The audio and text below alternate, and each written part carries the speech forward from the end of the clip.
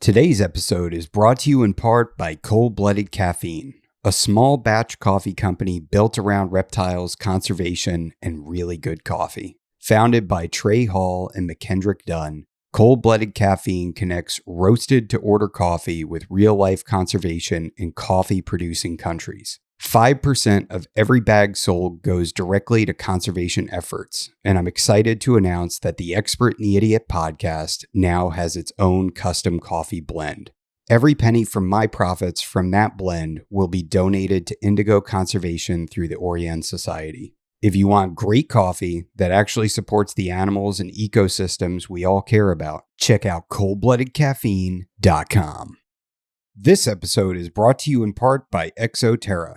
If you're as passionate about reptiles and amphibians as I am, you know that quality matters. I use Exoterra products on all my reptile and amphibian enclosures, which is why I'm excited to be partnering with them. From naturalistic decor to innovative lighting and enclosures of all sizes, Exoterra has everything you need for your cold-blooded companions. Exoterra, make your reptiles feel at home. This episode is brought to you in part by Unlimited Exotic Pets. Every day is Veranda Day for Nick Lillis, and it shows. At Unlimited Exotic Pets, Nick produces high-quality monitor lizards with a deep commitment to ethical care practices and top-tier nutrition. These aren't just pets. They're responsibly bred, ethically raised animals. Whether you're looking for a new companion, starting a breeding project, or anything in between, Nick has you covered. Unlimited Exotic Pets, keeping and breeding quality without limitations. This is the Expert and the Idiot podcast. If you like the show and you'd like to support us, there's a link to our Patreon in the description below. Some benefits include getting access to new episodes up to a month in advance. There's also links to USARK and USARK Florida. If you're not already a member, please sign up. Enjoy the show.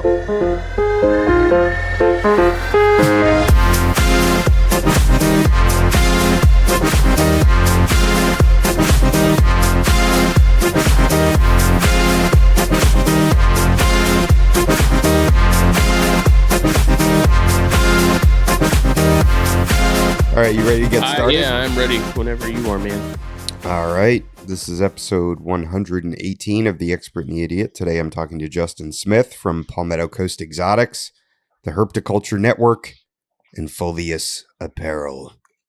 And yeah, man, it's good to finally get you on because we got we did our little collaboration with the stuff. I'm wearing the hat right now. The shirt's dirty, but yeah, we got the merch out on Fulvius, which is super cool, and I appreciate that. And yeah, it was fun doing that collaboration, and I'm excited to get you on and talk to you. My first question before we get into your story and everything, which I definitely want to hear, is do you have any boas or pythons?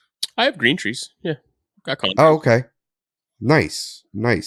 Locality, or are you into the design scene? I'm pretty equal opportunity with the green trees. Like, in my opinion, I mean, an ugly one doesn't exist. So, whether it's a quote unquote mutt or pure, I really don't care. A nice chondro is a nice chondro. But I have both. I've got some maniquari, and then I have some, designer stuff. Okay. But nothing like super high end. I don't have any like herby animals or anything like that. It's pretty modest, but nice. How many do you have altogether? Let's see, 7 or 8, okay. Maybe 9. And when did you get into them? I got my first. So there's like the actual first time I got a chondro, and then there's like the real first time I got a chondro. And the actual time I got my first chondro, that was like 2011. I'd never had one. I think Underground was doing a sale or something, so I grabbed a Biak and kept it exactly how you're not supposed to keep them, because I was like, yeah, keep them.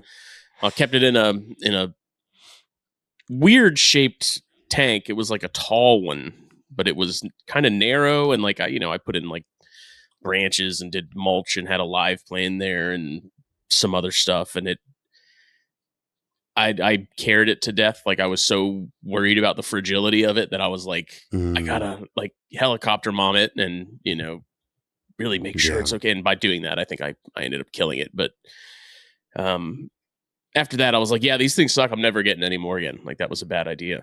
But then come 2016 or 17, there was someone parting with one on Craigslist local to me, and I had a pair of caramel carpets, and I hit up the guy and I was like, hey, I'll trade you these carpets for that chondro. It was a, adult Biak. He did that. That snake was an absolute menace. He was a typical imported male Biak, just angry. Had a really hard time with getting that to take anything other than live. Then another local friend was parting with his female, which at the time I hadn't sexed that first one. I didn't know it was a male. I just wanted another green tree. So I got it from him. Ended up being a pair. I kept those for probably a year or so before I was like, let me put them together and see what happens. And then I did, in roughly probably 9 months to a year after that, I got the first and only clutch of green trees I've produced since. But my master plan was, hatch out babies, and then I was like, well, I want to grow my chondro group, and so I started trading some babies and stuff for other green trees, with other people that had produced some as well, and got a decent group going there, and I still have most of those animals, and I've been lazily trying to get something to happen there, but everything's been so busy. It just, breeding the last year or two has been not very high on the priority list, mostly just because I got to sort of pick and choose my battles with time and stuff. And as much as I want more baby chondros, and I do want to breed chondros again, it's just like, is having a bunch of baby chondros really right now the best thing to do to my stress levels in life? But Yeah. What's got you so busy? Is it reptile related stuff or just life? Mostly just life and work, and Fulvius keeps me pretty busy, and it's really just a sort of a culmination of everything. I have a full-time job. I've got Fulvius, which is sort of almost a full-time thing in itself. Just on the front of like, I need to work on artwork and get some new stuff going, and, keep the train sort of rolling there. And then having a collection of, not a huge collection, but a decent sized amount of snakes and spiders and stuff that I also have to maintain, and, a wife and kid, and, downtime when I can. It's just, again, it's sort of knowing your limits and picking and choosing your battles a little bit of, I've got a lot going on, is sitting in a room in the darkness trying to get, 10 or 12 baby chondros eating several times, attempting several nights a week. Can I make that happen? And then the podcast stuff on top of that too, even though that has been, we've slowed down a little bit on that front. The last couple months, everyone's schedules have been kind of squirrely. So it's tough, but there's only so many hours in the day. This episode is brought to you by Chewy. Most people think of Chewy for dog and cat food, but if you keep reptiles, you should absolutely be using them too. Chewy carries everything from all the brands you trust, like Exoterra, Arcadia, Zoomed, and everything in between. Live feeders to frozen rodents, enclosures, substrate, heat lamps, thermostats, water bowls, misters, and more, all in one place, shipped straight to your door. Sign up for Chewy Plus today, free for 30 days. You get free shipping, 5% rewards, and exclusive offers. I use Chewy, and you should too. So how many snakes do you have altogether? We were talking about this at the show yesterday. Which show? It was the Columbia Repticon. which is Nice. one of the better Repticons, at least in the Southeast. Yeah, I think they had Tampa Repticon yesterday and today. Mm-hmm. I kind of wanted to go to that, but Yeah, it's a haul for me. It's like an hour and a half drive. yeah. Columbia is like a 2-hour drive for us. It's Yeah. and it was weather sucked, but currently probably I'm gonna say I'm in like the 50 to 60 mark. Okay, that's pretty Just modest. on snakes, and then spiders. I've gone really hard in the paint on those in the last year and a half or so, and I'm currently up to probably 60 or so of those. Oh my god, that's nuts. Yeah, but it takes up no space, dude. Yeah. You can keep so many spiders in like the smallest amount of room. It's insane, especially when What do they're you all think? little. What are some of the what draws you to the spiders? I think just the sheer variety, you know, just between the colors, the sizes, the natural history. There's literally, I think, something for everyone. Like if you want like a very large black or brown spider that gets gigantic and is like always out and about, like you have options. If you want something that's super colorful and maybe on the smaller side, but also isn't going to be out all the time. So if you have roommates or family that isn't a fan of them, like they don't have to necessarily see it regularly, but there's so much variety. There's too much cool stuff. And the problem is like the barrier to entry with them is also pretty low because a lot of them are really not that expensive. You know, barring a few species that are sort of gaining some traction and popularity, but you know, the food bill's a lot lighter on those until you get to a certain point. When you start getting into the hundreds and thousands of them, you know, because they have a lot of babies and you breed them. You know, a collection like my size right now, I can, you know, reasonably, even if I'm going to PetSmart for crickets and stuff, which is expensive compared to, you know, premium cricket and stuff like that. Other people like in breeding your own feeders. Yeah. It you know, it's, if you're breeding your own feeders, it's the food bill's very, very minimal. So yeah, it's nice for that. But are you into old world or new world or both? Mostly old. I do have some new world stuff that I am partial to, but for the most part, I think the old world arboreal stuff is kind of what I tend to gravitate towards a little more. The scary stuff. Just the like the ornamentals are probably my favorite group. But I also have this weird fascination with like Indian herpetofauna and tarantulas in particular and scorpions and stuff.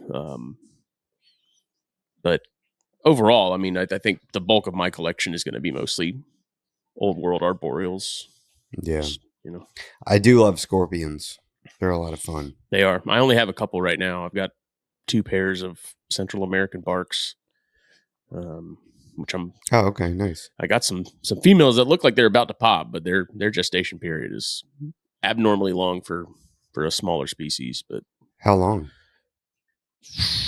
What was I reading? Something like 6 to 9 months or something ridiculous. That's wild. Yeah, and they're not big. I mean, they're, you know, curled up. I mean, they're like that with the tail. They're probably like that, but they look like they're either going to molt or they're going to pop out a bunch of babies. I'm not quite sure which one we're at yet, but they've been housed with males for a while now, and I can only assume that babies are on the way. But yeah, I have an Asian forest scorpion, and I really like them. I think I'd like to get more. They're pretty cool. I've had a couple emperors. Couple of those off and on over the years. It's been a while. That was never really a group that I did much with. But I like stuff I can hold. Yeah. You know, so if I can reasonably get in there and pick it up, you know, and without it being excessively dangerous or really dangerous at all, you know, I like that. You can hold anything once. Yeah. Do you keep any venomous? No, snakes? Not currently. I have in the past. And And then my wife and I got a house. And she was like, well, she wasn't like that. Before we got the house, I kind of already knew that it was coming, because at the time my daughter was little. She's now getting into the preteens, or she is a preteen. God help us all. Yeah.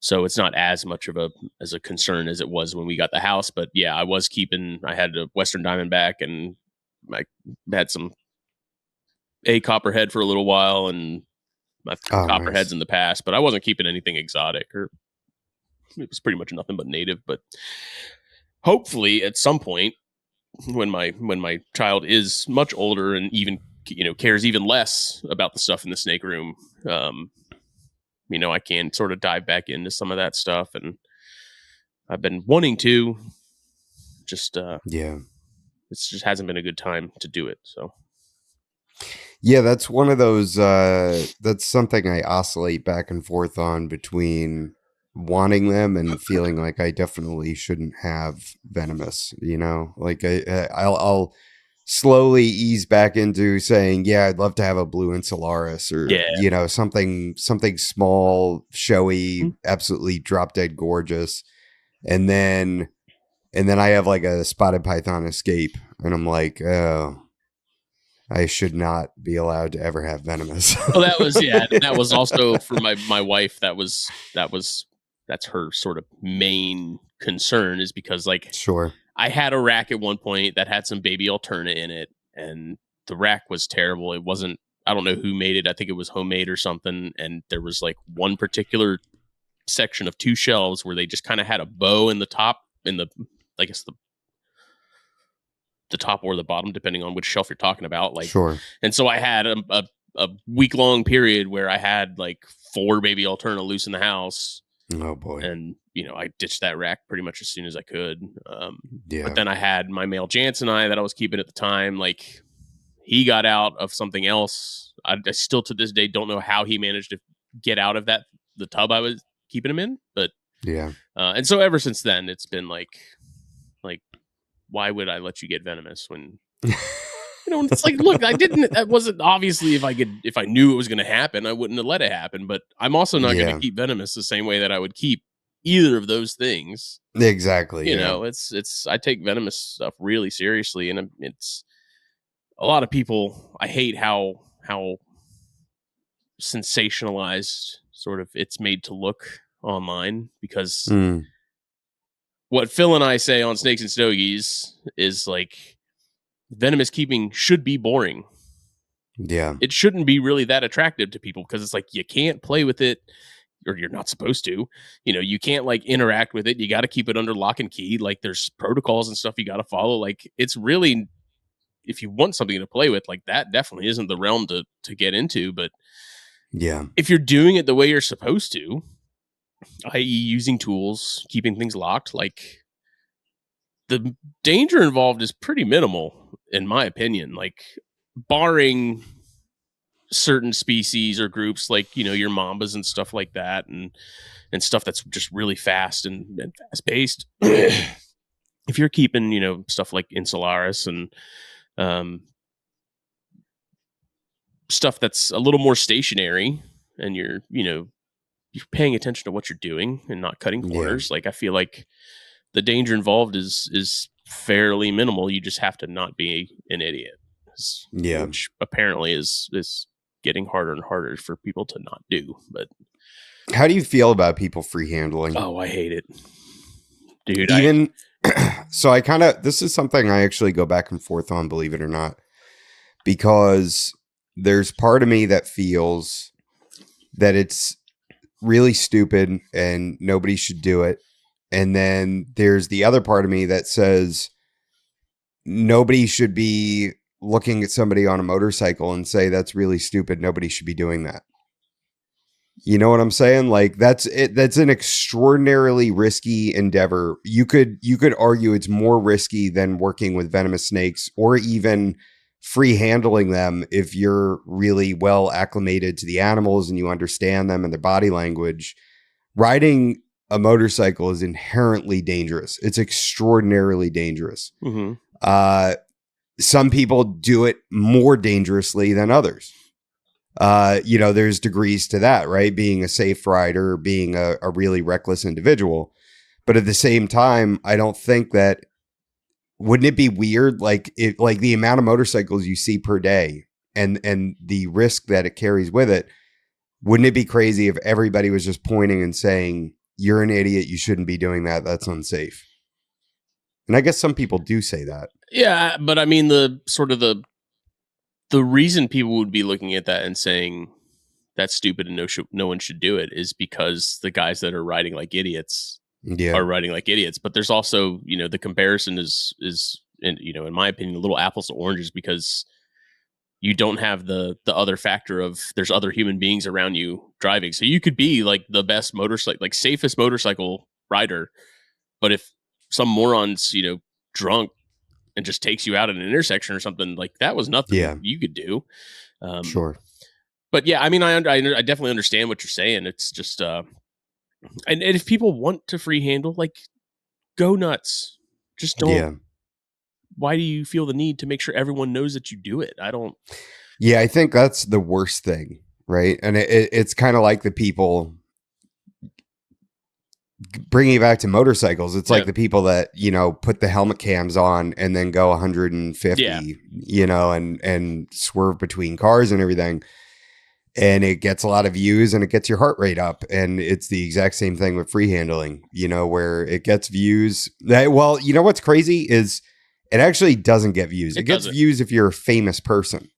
But I saw some stupid kid, probably, maybe like 19 years old, like holding a rattlesnake out in the desert that he just found. And I'm like, and he had like 33 likes, it was like not even, it was like, yeah, it's like, you think this is going to make you famous, but nobody cares. And you're putting your limbs in danger. That's the irony of it, is the people watching aren't watching that going, oh my God, that's incredible. They're waiting for the train wreck. Yeah.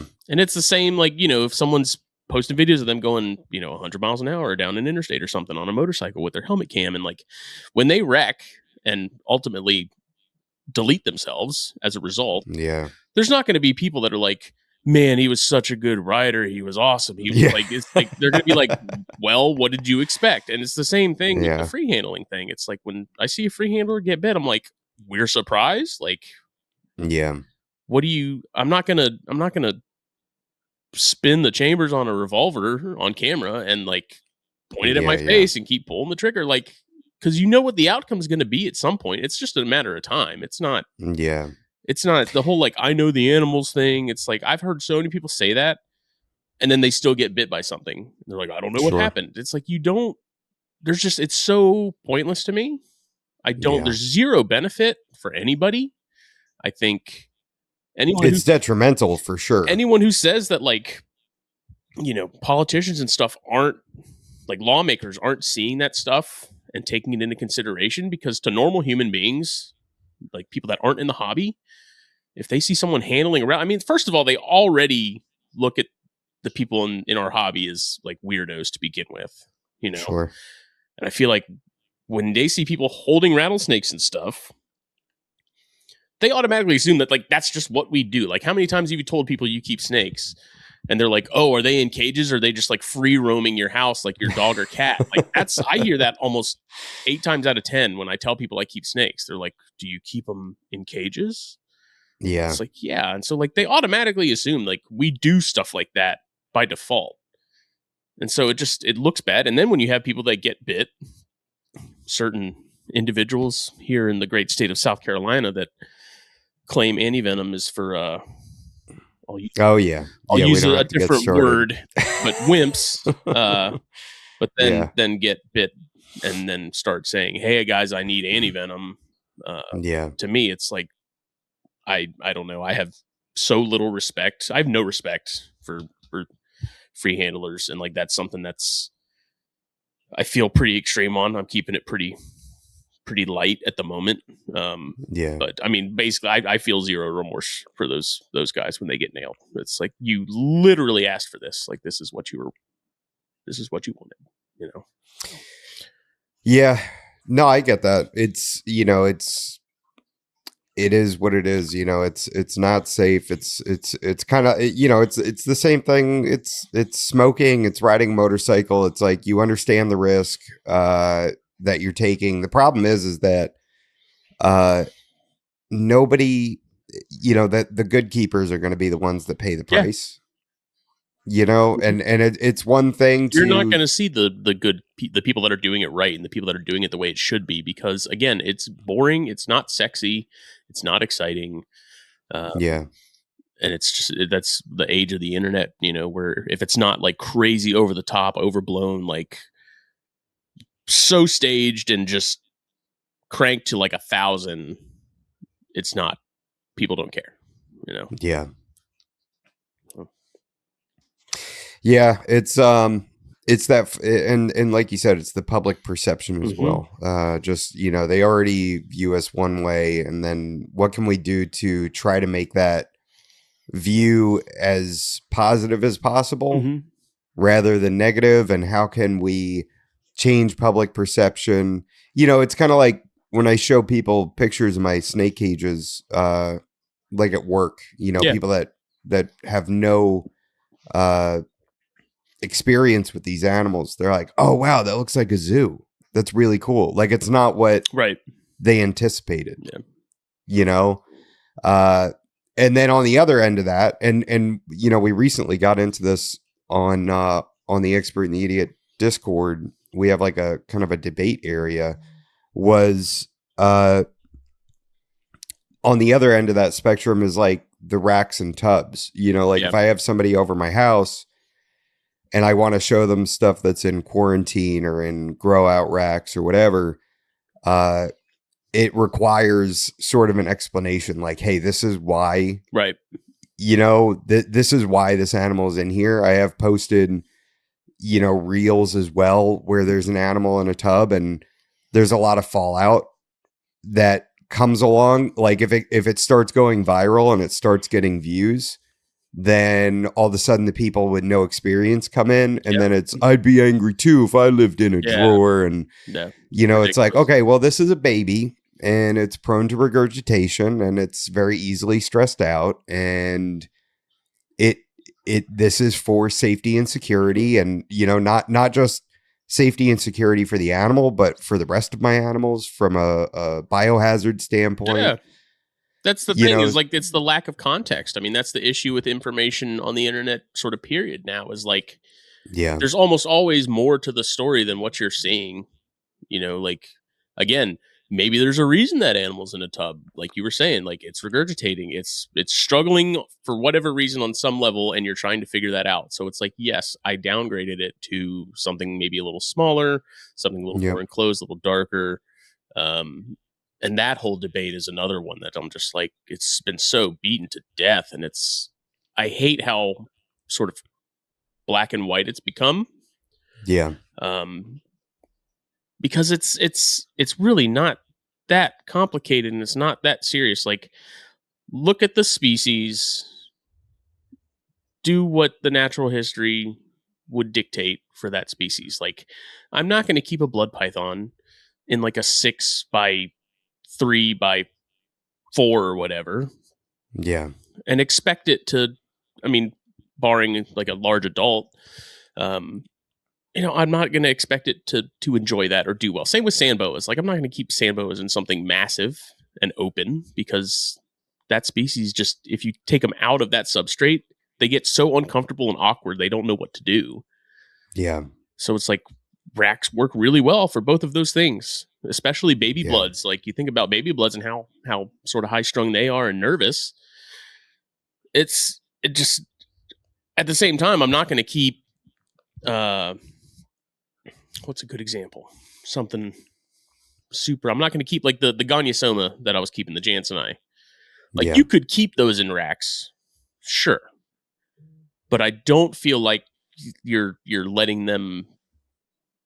You're not using them to like their full potential, if that makes sense. Like, the animals, like, that's a species that enjoys climbing. That's a species that's active. That's actually like going to be doing stuff and out and about. And so you give them space, they're going to use it. Same with rhinos. Like, I don't keep rhinos in racks because like babies, I would if I had a number of them. But like adults, like knowing how the rhinos are, like a rack's going to completely, it's not going to do that animal any justice because those guys are just always moving. Like they're always out. They're always checking things, what's going on in the room. Like, so it just depends on the species. It's just not nearly as black and white as, racks are bad, cages are good, cages are bad, racks are good.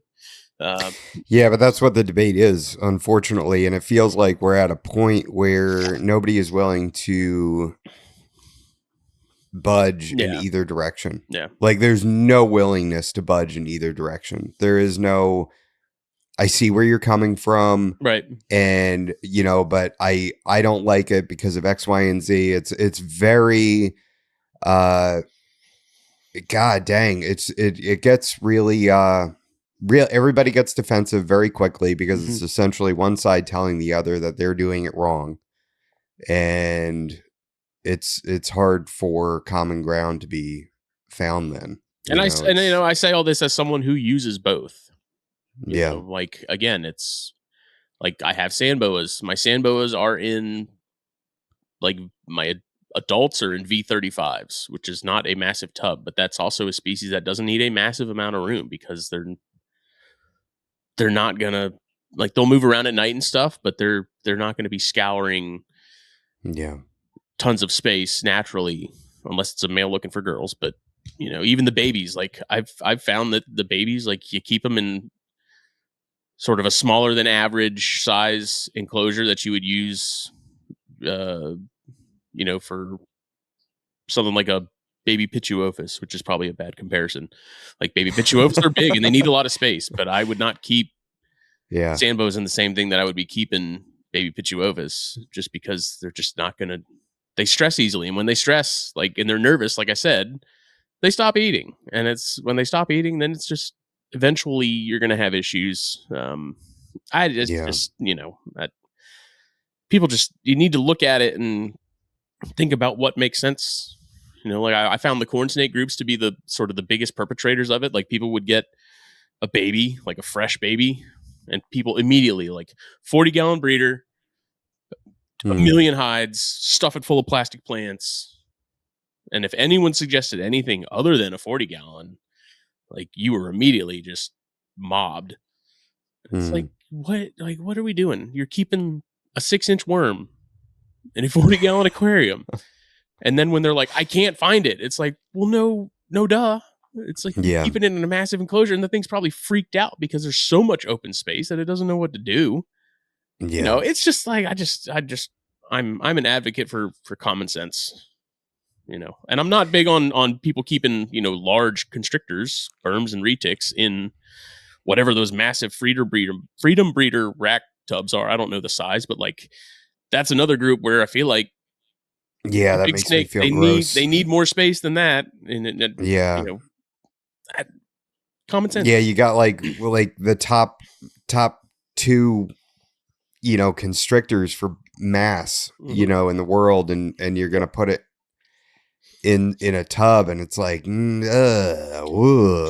what are you, 6-foot cage? It's like, what are you doing? That's rough, dude. That is rough. Especially, like berms just get so much mass, and then retics are so active, an active large constrictor. It's like at that point, like why did you do this?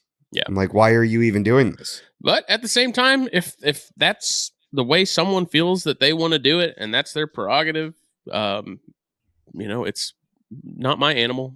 You're the ones that gotta live with it and deal with it if it has problems, not me. It's, it sucks, but but I couldn't say that if somebody got like a retriever dog and kept it in a crate, 24/7. Like like there is a point where it's welfare, where it's like, all right, well, that thing should, and there are individual circumstances as well, and situations where somebody might have a cage where you're like, what, you keep a berm in what size cage? And then, but you work from home and the snake gets to come out constantly. Or you're in the process of building it a large enclosure. It's just going to take some time. Like, that's, again, like it's a matter of context. It's getting all the information and and knowing that, like, get the full story. That's what I'm getting at. Yeah, it's we'll figure it out, you know. We'll figure it out. I just wish it was, again, I just wish it wasn't so black and white. It's like the same thing with spiders. Like, I'm not going to keep an adult ornamental in, a small, terrarium, plastic tub or something. Like, it's a species that, they're not going to, are they going to be doing like laps around the cage all night or anything like that? No, but they also should be able to sort of spread out and, have their cork round and, Yeah, it's I get, I think the person that really nailed it was Nick Mutton. I remember him telling me that, when, like, if you have a human baby, you're going to start out with a bassinet. Yep. And then you're going to go from the bassinet to a crib, and then the crib to, whatever, like eventually they end up with their own bedroom. Exactly. Right. But you don't just come home with your newborn and put them on a bed and go, there you go. And, here's your twin. And it's really the perfect analogy because it's a safety issue. It's safety. I mean, I've had children's pythons in the past, and I must have lost like 2 or 3 of those damn things because I was keeping them in glass aquariums, and this was, years ago. But if I get a new Antaresia, it's going to live in a tub that's very secure for quite a while until it's large enough that I confidently know that it will not be able to squeeze out of any cracks or crevices on a cage. Yeah. And I mean, that's like one of the first things I'll do. I'll put them up to like one of these gaps between the plexi here or glass, and just put them up to it. And they love to try to squeeze through there. And if they start going through, it's like, all right, back to the tub, buddy. Yeah. I'm not going to have you get out and, go into behind a baseboard or something. And that's it. You're gone forever. So how did you get started with reptiles and everything? When did it all start? Probably when I was, I believe, about 6 or 7. Started with dinosaurs. Like, I was really big into dinosaurs, and then when I was old enough to see Jurassic Park, that was a big deal. But my dad was Navy, so we moved a lot, and anyone who's a military kid knows you move a good bit, and your friend groups are changing regularly, and so I feel like you learn more independence and learn how to keep yourself content without the need of social groups. So I found that the reptile thing, once I got really hooked on that, that was kind of the one thing I could take with me no matter where we went. And fortunately, I was very fortunate to have parents that didn't really restrict that interest and things like that. My dad, when he was a kid, him and his brother, they used to have stuff. That was back in like the 60s and 70s. So they were keeping like, they'd have alligators for a little while, and they'd have rattlesnakes or something they found, like just sort of the Wild West type days of the 70s and things. And I don't know. My parents were pretty cool about it. They never said no to snakes or anything like that. If anything, my dad kind of encouraged it, because my dad has also kind of been into it. He's a big Alterna guy. Oh, really? Doesn't have anything currently, but he's, in the early 2000s, he started breeding some corn snakes. And so that was something he and I did together, which was cool. And they've always been very supportive. And I think they appreciate the fact that I found something so early and really clung to it. Because that's something that I feel like is kind of rare these days, to find something that becomes sort of a fiber of your being at such a young age, and you carry it with you, your entire life.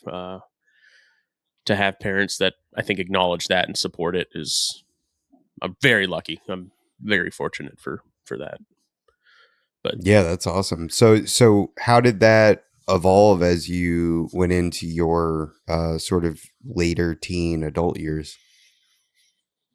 I kept a good bit of stuff throughout high school.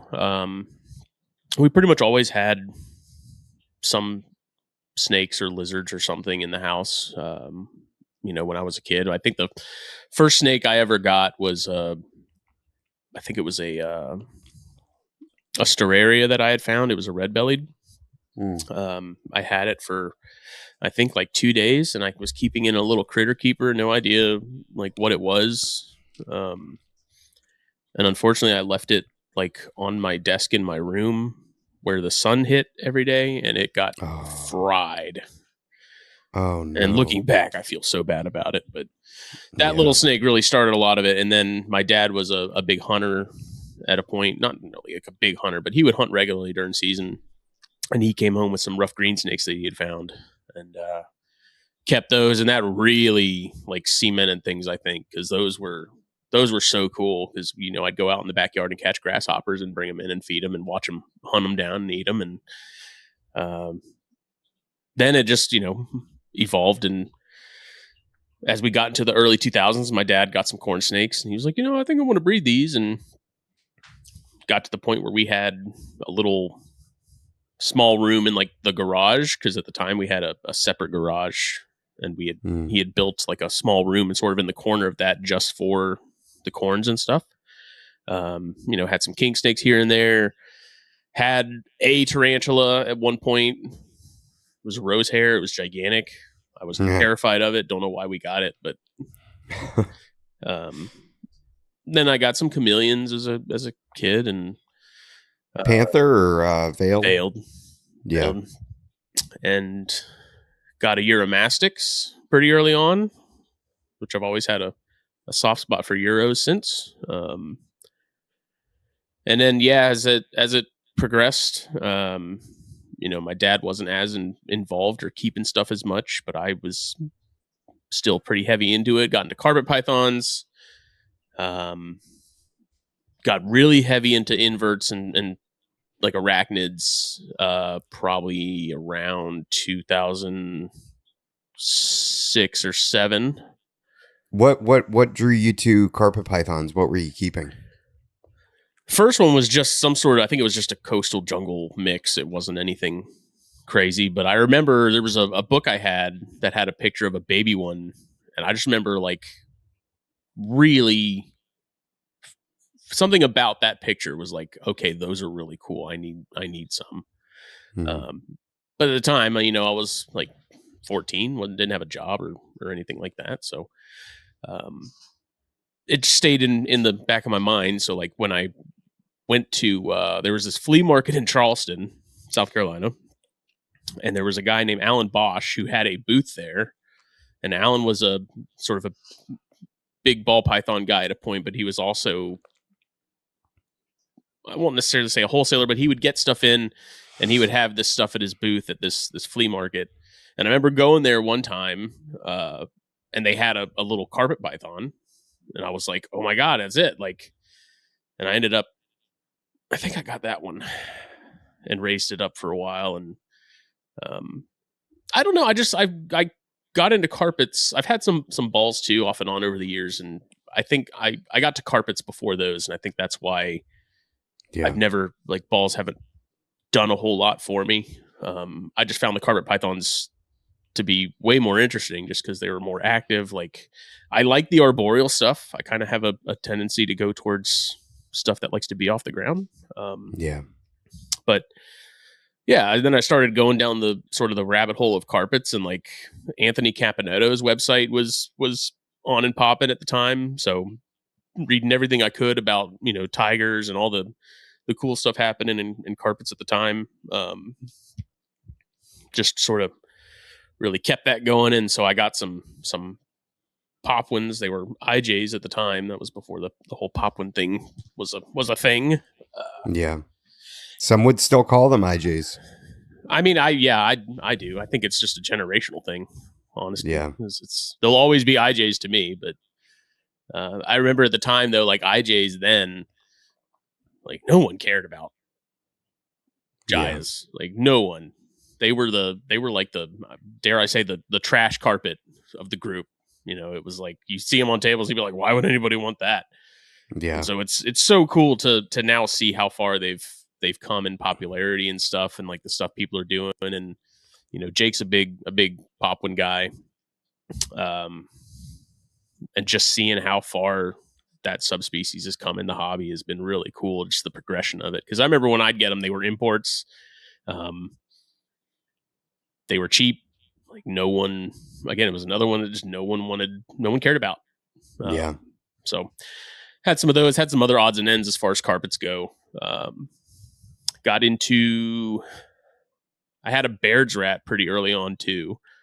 And that's what sort of sparked the interest in those. Do you still keep them? I have some still. Yeah. Yeah. Not as many as I did have, but I still have some. Yeah, I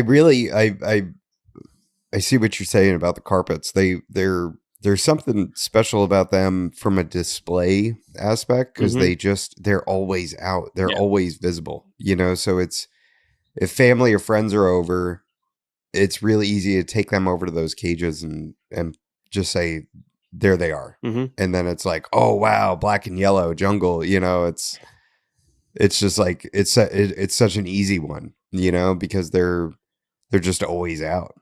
To me, it's that, I don't know what exactly anatomically the scale is, but it's that triangle scale on the tip of the nose.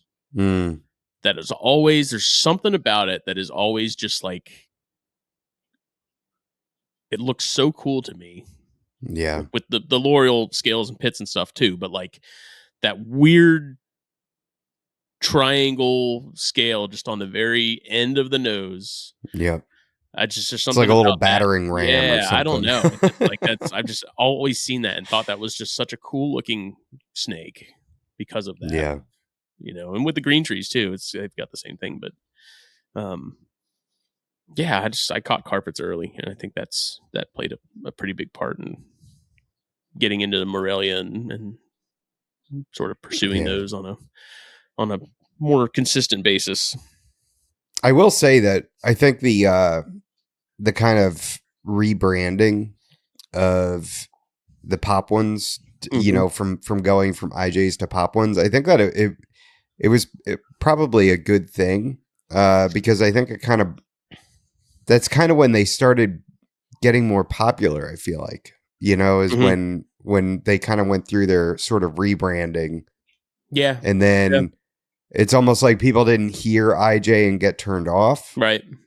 It's like, then it was like, hey, it's a pop one. Look at all these oranges and yellows and, and they started, but man, do they fire up too. It's wild how they can look very drab, and then the next day catch them on the right day. Yeah. It's like, and crazy. Actually, like thinking back on it now, in those like somewhere between like 2000 and 2003, there was a guy, because at the time we were living in Virginia Beach, because my dad was stationed at Norfolk. There was a guy that we were buying corn snakes from on a pretty regular basis, and I think some feeders and stuff too. And he had sort of a similar setup where he had like a separate building at his house, and that's where he kept all the stuff. And he had a carpet python there. It was like, it wasn't a big one, but it was a subadult, maybe small adult. And I remember seeing that thing and thinking like, that's really cool looking. Like, this is before that book sort of came into the picture. But I remember the guy being like, I asked, I was like, what's that? And he was like, oh, that's a carpet python. And of course, the first thing he said was, it's really mean. Yeah. And so then, like, every time I'd hear somebody say like, oh, carpet pythons, they're really mean, I would kind of get a flashback to that carpet python that guy had at his place. And that was sort of like, as I was getting into them and stuff, I remember that just being like the stigma of like, oh, carpet pythons are really mean.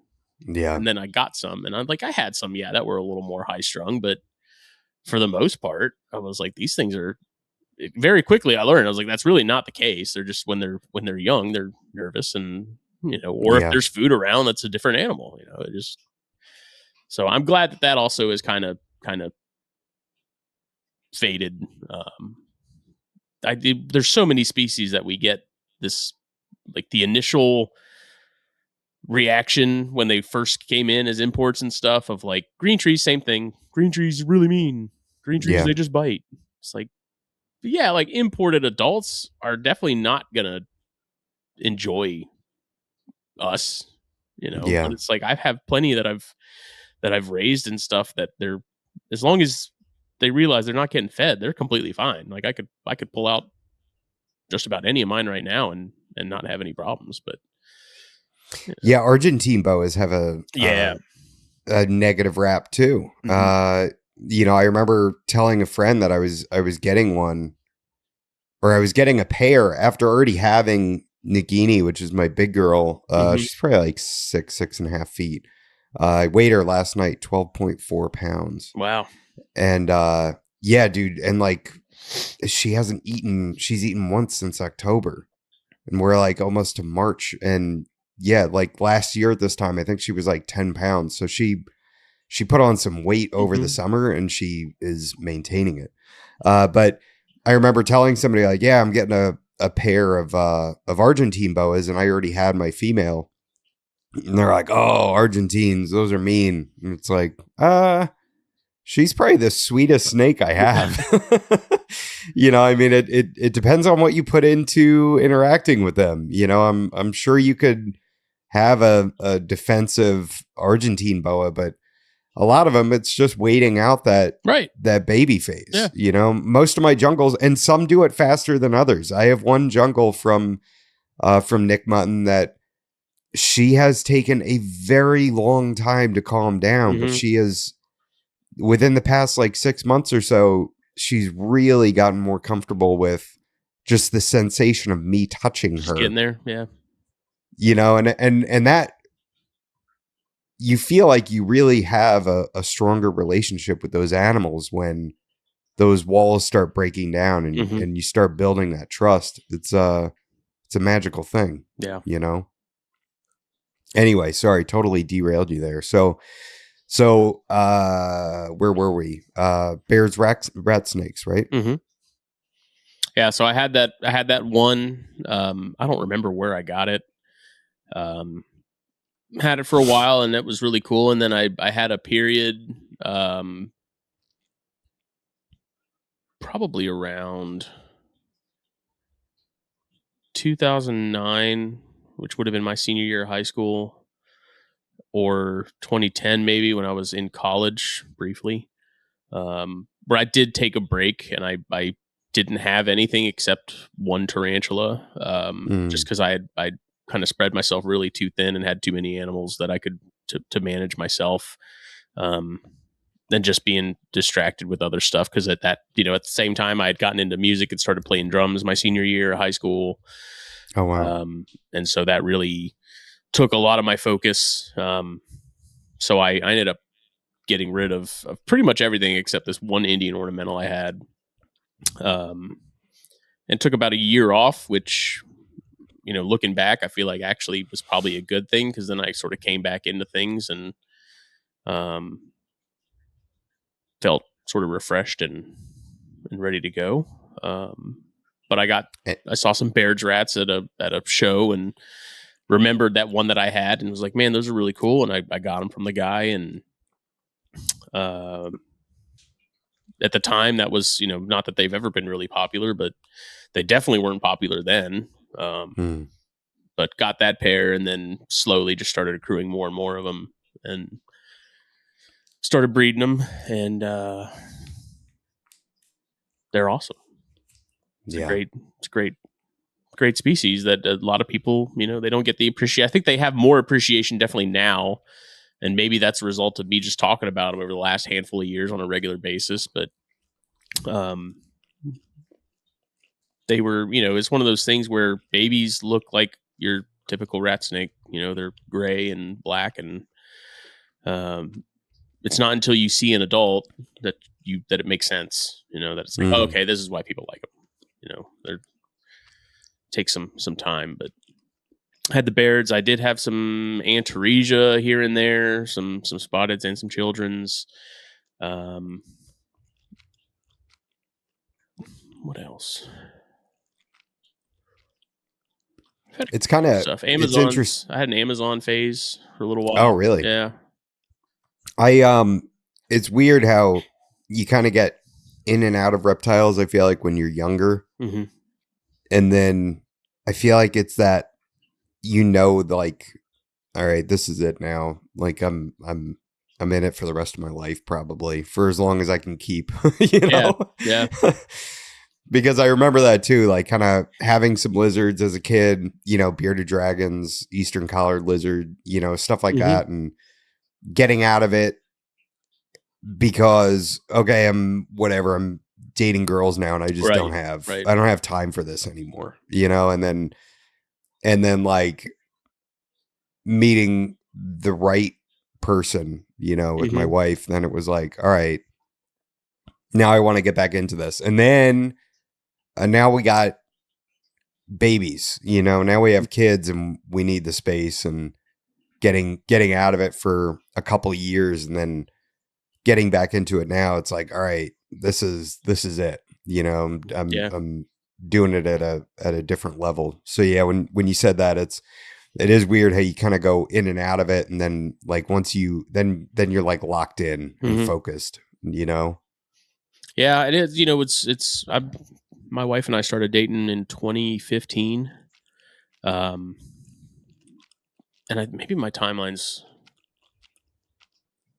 off. I had some stuff in my previous relationship before I started dating my wife. That would have been 2013 or so.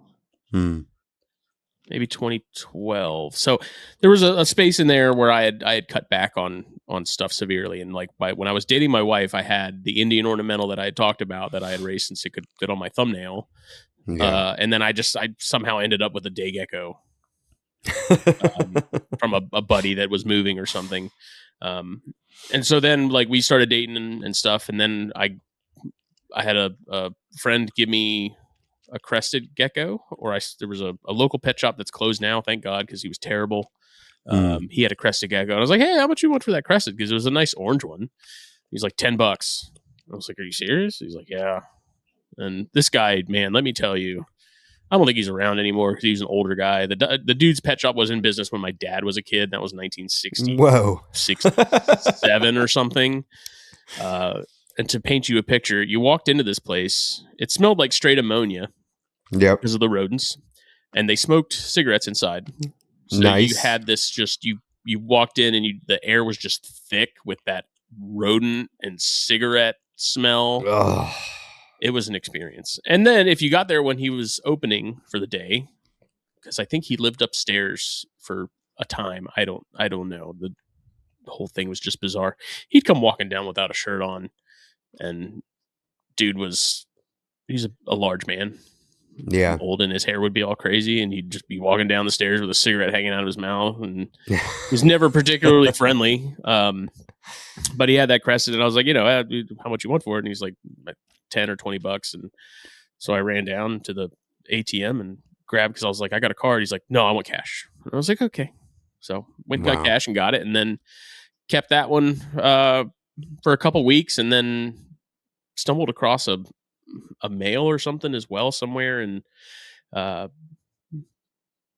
bred those, and sort of dove into the crested world for probably 2 years or so. Got to the point then where I had with babies still coming, I had close to 80 cresteds, and I was just burnt out again. I was like, this is just too much. I miss snakes. Yeah. And didn't want to spend 8 hours every Sunday cleaning geckos and things like that, like I was doing at that point, and ended up getting out of cresteds just because I was like, I can't keep it up, can't keep going with them. Got back into snakes, got a Brettles python. Not long after that, got into, they got that imported chondro, that male, and then got that female, and ever since then it's just, it's been chondros, and got into rhinos a handful of years ago. Been big on those, and corn snakes. You have Alterna as well, right? I have one right now. Yeah, Okay. my dad had a not a massive group, but he bred them for a year or two, and then that was before he retired, and so he got to the point, because basically he was breeding them. I'd take the babies, and I would be in charge of getting them going. Lucky you. Yeah, it was an experience. How do you get them started? Like what's your technique? After trying damn near everything, either he or I think he had some contact in West Texas and managed to get them to send him some Scoloporus, the little rock lizards that they have over there. Because we have anoles here everywhere, and we have a couple of different skink species. The skinks are a little tougher to catch because they're pretty damn quick. And this guy sent him, like, I don't know, 2 or 3 Scoloporus, and we euthanized one and froze it to use for scenting. And as soon as I scented with that Scoloporus, dude, it was immediate. Really? Yes. So if I ever breed Alterna again, that's the route I'm going to go, because that's Scoloporus. Like, I'm not talking about like a single baby or 2 babies. Like, I'm talking about like a rack full of babies that none of them were eating. You sent it with that Scoloporus, and it was just like the switch got flipped. They just immediately snatched onto it. And so that's what sort of got me thinking more about like chondros and, baby rhinos and stuff. Is like, they're not necessarily difficult to get going. You have to be specific with that. Again, the natural history. Like, you have to look at what they're likely eating naturally at that size. And Scoloporus are everywhere in West Texas. So, that's the eastern fence lizard. I think so. Okay. I think so. Yeah, cute little guys. Yeah, which makes sense, because they're so prevalent. Like, that's what a baby Alterna is most likely going to be coming across. It's. And so how were you scenting? So you were using like what, pinkies, and then just rubbing them on the body of the lizard? Yep. And I'd break the tail off or something, and sort of dip it in a little bit of like warmer water to kind of thaw just a little bit of it and get sort of that juice going on there. Because I tried everything, man. I think we tried boiled, tried brained, tried anolis, I think I tried tuna juice at one point, because I was like, it's worth a shot. You get to a point where you're like, you can't really count anything out until you try it, because if nothing else is working, like, what do you got to lose? Sure. I think I tried tadpoles for some reason. At the time, I was breeding some dart frogs, so I was like, I got a ton of tadpoles. Let's see, like, maybe there's a chance something will happen. Which, looking back, again, is kind of dumb, because it's an animal that isn't going to encounter water that much, at least, especially standing water with tadpoles in it. Yeah. You were desperate. Yeah, it's just like I was like, I kept tailing them, like putting tails in them, and it's like that really doesn't do anything except just keep them at 0. Yeah. But I was like, man, I got to keep trying everything, and then we tried that Scoloporus, and I was like, that's the trick right there. Wow. And then eventually, like, after a couple weeks of doing that, like, they, just like with the rhinos, like, they get with the program and they switch over to mice. It's just a matter of, it takes a little bit of time to do it. Yeah. Because I love Alterna. Like, I really do. That's such a cool species. I think it's so cool that we can say that that's a United States snake, and as far as novelty and an original unique species, like, that's definitely got to be one of the coolest that we have as far as natives. It's just, man, getting those babies going, and then like the whole locality thing, and that's a whole another tangent to go on. But like, I love the species. I after that whole ordeal of getting a couple clutches of babies going. I was like, yeah, I really don't want to breed these again. But then I look at the one I have and I'm like, Yeah. might get you a boyfriend at some point. Might have to make that happen. Is that a locality animal you have, or? Yeah, or... she's like a West Langtree, I think. Okay. The locality thing. So the funniest part is when I had, because when my dad bred the Alterna, he had a couple locality pairings, and then he had some that he, the mom would be a Sanderson or something, and the male would be like undocumented. So we had no idea what locality he was. And so by default, I'm not going to sell them as locality, because if I don't know what the male is, those generic Alterna, like when people just wanted a gray band, sold so much faster than any of the locality specific stuff did, because I had so many people that just wanted an Alterna. They didn't care that it was found on this rock cut, at mile marker 341 in West Sanderson, 20 years ago in the lineage. Like, they just wanted a gray band. They just wanted a good looking snake. Yeah. And, I sold them cheaper as a result, but like, people just wanted Alterna. And that's like, when I saw the stuff that my dad was pairing, like some of the localities, and like, they didn't all look like the locality, I started raising eyebrows, because I'm like, is this locality thing all completely bullshit because it's a Wes Sanderson just on paper, but when you breed them, you don't get all Wes Sanderson looking animals? I was like, it kind of made me question the whole system as far as Alterna goes. And it's like, I don't, like, does it even really matter? Like, I know it does to some people, but for most of us that just like gray bands, like, is it really that big of a deal? Especially when you can still collect, if you can find them, good luck, but like, you can still collect gray bands. So it's not like we're completely cut off like we are with the Australian stuff, or, things that it matters, where the available captive gene pool is, severely limited and bottlenecked for a couple decades. Like, and then Chris Painchab, who I did Corn Stars with, he brought up a good point of like, at what point does the locality even matter? Because if you're 5-6 generations in, like, you're kind of pretty far removed from that original pairing. Yeah, So it's a line then, right? It's not really a locality anymore, right. Because if you were to go back to that locality, to that location, are you going to see the same animals there? Mm-hmm. If it's, if it's been that many years? Yeah. And I mean, I will say that there are some localities that are sort of distinct and do have sort of a certain look to them.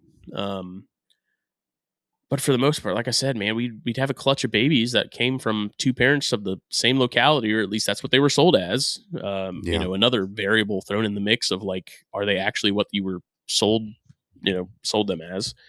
And you get like a sort of a range of phenotypes and stuff. And I'm like, on paper, like, these don't look like what they should, if this is what the locality sort of is known to look like. I don't know. It just, that whole locality thing with Alterna, honestly, is fairly exhausting. And like, I feel like people hyper focus on it. Yeah. And I say that I'm not like, I like Alterna. I'm not super heavy into Alterna. Like, it's never been a species that I've been like die hard about. But I don't know, from like the outside looking in, I'm like, this just seems to be taken way too seriously. Yeah. And most people just want a really nice orange and gray snake. Yep. If you want to the hyper locality fixation thing, like, if that's what you're into, like, go for it. That's cool. But I don't know. I'm feeling like it's kind of a ruse. But yeah, I didn't realize that with the black milk snakes that there was localities with those too. Is there? Yeah, there sure is. I think there's 3 different localities, and yeah, it's like, I feel like with anything, if you dig deep enough, there's going to be some really like hard in the paint nerds. Mm-hmm. Oh, for sure, for sure. Well, and then you're going to have the purists, and then you're going to have the morph guys, and then you're going to have people that are in between, and appreciate both. It's yep. Yeah, and I would consider myself probably an in between. Where I'm like, me too. Like, do I want my diamonds to be diamonds and not crosses? Yes. But am I going to say, oh, well, whatever, this specific line is, Right. you know, kind of shaky because back in 1987, you know, so-and-so, you know, said this and nobody knows where. And it's like, is it a diamond or is it not? Can it get down to damn near freezing and be fine? You know, like it's stuff like that where I kind of draw the line. I also like, you know, I you know, so like talking about my big female Argentine, I don't know what her lineage is at all. I know nothing about it. But she's an Argentine. Right. You know, I know who bred her. Travis Johnson and Brian Cusco. It was like a joint project they did. But Travis told me straight up, he's like, I don't have any documentation. He's like, it's an Argentine. But he's like, I have no document. You know, her parents didn't come from Vin Russo. You know, they're sort of undocumented hobby Argentines. It doesn't change the way I view her. Then I have Fortune Line and I have OS, you know, and like I have the lines as well, which is cool. But she's still my homie, you know, regardless. So yeah, you can find the nerds, you know, you can find them. I mean, they're out there. You can do both. Like there's nothing saying you got to do one or the other. Like the thing that I think of the most when you know, I'm talking about this is like Billy Hunt and his Peterson line stuff, like his Peterson line carpets.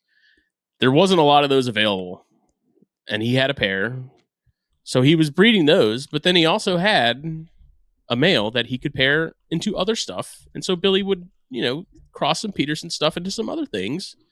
And it's like that's perfect because now you can do both. Like you can keep the line strong, but you can also experiment and see what that line does with some other stuff.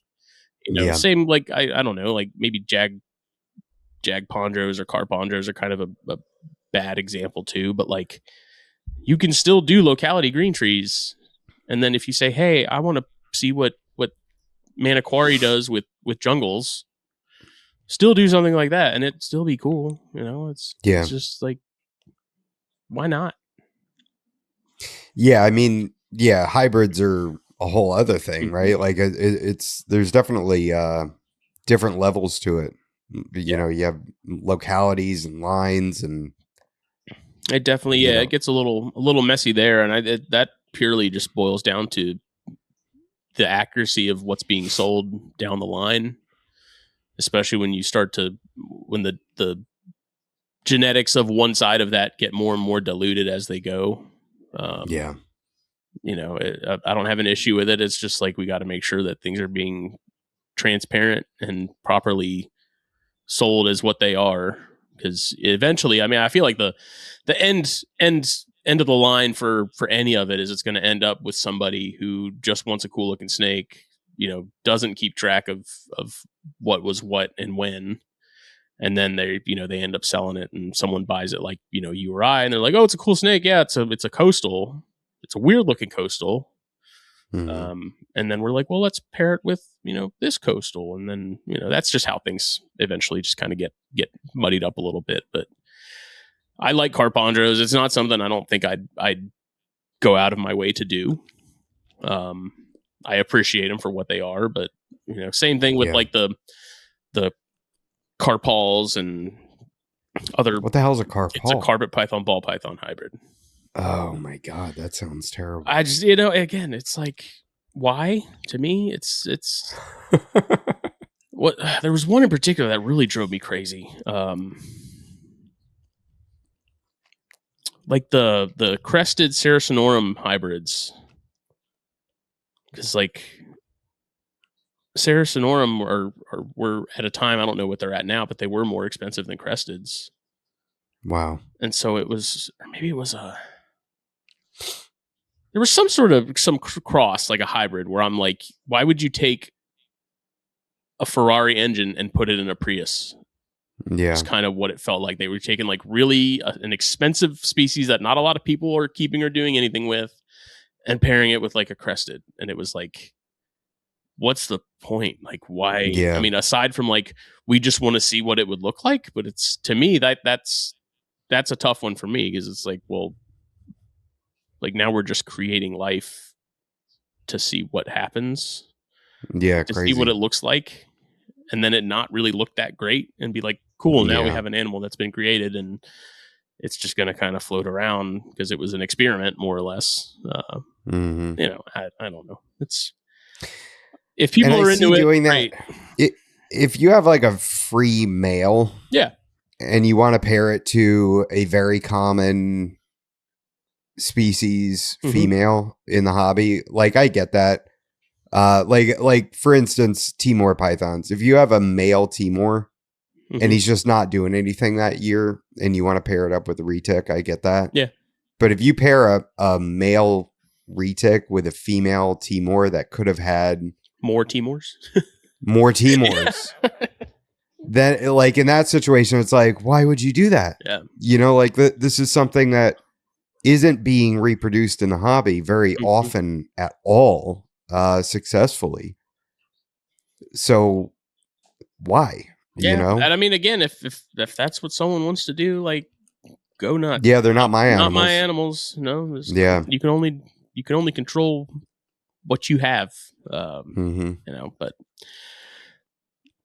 I'm morbidly curious to see what the results would be myself. Like, I'll see a picture and be like, oh, okay, that's either cool or it looks really stupid. Like, yeah, whatever. I just had Nick Mutton on and we talked about hybrids and I'm like, I want to, you know, I said, I don't want to own any, but I do like seeing them. I like seeing like, what is the outcome? You know, like what happens when you put X to Y, and he's like, yeah, well, people like seeing plane crashes too. You just can't look away. So yeah, I mean, there's definitely like an entertainment value to it, you know, but again, like you're creating life for entertainment or to see what just would happen. Purely out of curiosity. Yeah. Then you have to ensure that those animals go to somebody that's going to give them adequate care, you know, just as much so as if it was, you know, a well-documented locality or something like that. Right.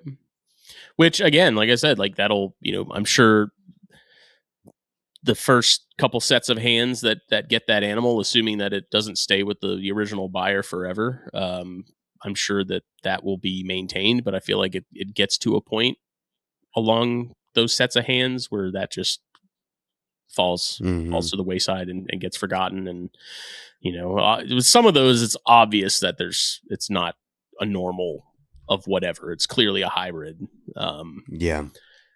But again, like when you start to dilute that more because people are pairing it, like, oh, I have this, you know, I have this cool hybrid that's hybridized with I don't know, like what's a good example? Like the ball python chondro hybrid that was sort of causing a ruckus, you know, a couple of years back. It was like, yeah, if you keep pairing that to other green trees, assuming it's even fertile, which I don't think it has the legs to stand on there to keep it going. But like, you know, the more you pair it to green trees, the more of a green tree it's going to look like. And it's like, at some point, it's going to look pretty damn similar to a green tree, I would think. You know, and I mean, we're talking like generations. Like we're not talking like immediate, but that's when things get thrown into the mix. And then, you know, we're questioning where things came from. Like the Tessera gene in corns is a good example. There's a lot of people that insist that came from a Newport Cow King corn cross. But there's also people that have gone back and said, like, no, I was around when the first ones came around. That was not a cross. So it's like, but we have no one to really like firmly verify if that's actually the case or not. So now there's like this big question of like, are they actually like 100% corns? And at this point, that Cow King blood, if it is in there, would be so diluted that, you know, does it even matter? Yeah. But I don't know. It's just information gets lost as it travels down the chain. So it does. Yeah. It's almost like you said, when the animals are changing hands, it's almost like every person that gets it next might, you know, sometimes could care potentially less and less as you go on. And, you know, how do you feel about adult animals? Like, do you like, because that's something that acquiring adult animals, I kind of really fear bringing disease into my collection, you know, and I always, in my mind, I always rationalize it that the younger the animal is, the safer it is, that it has spent less time in contact with other animals and pathogens. How do you feel about that?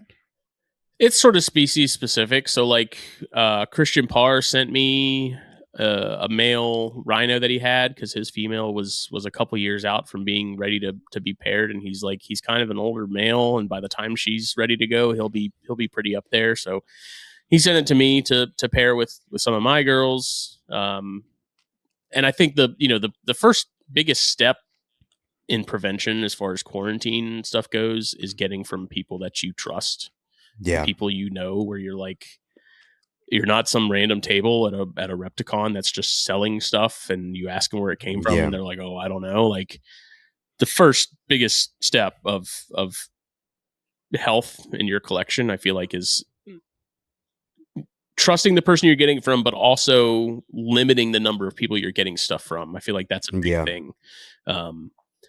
If you're buying tons of animals from tons of, bunch of different people at similar times, and you're bringing them all into the room at the same time, or your quarantine space at the same time, I feel like that's when it really gets hairy. And I feel like that's probably what played a big part in the Nido stuff.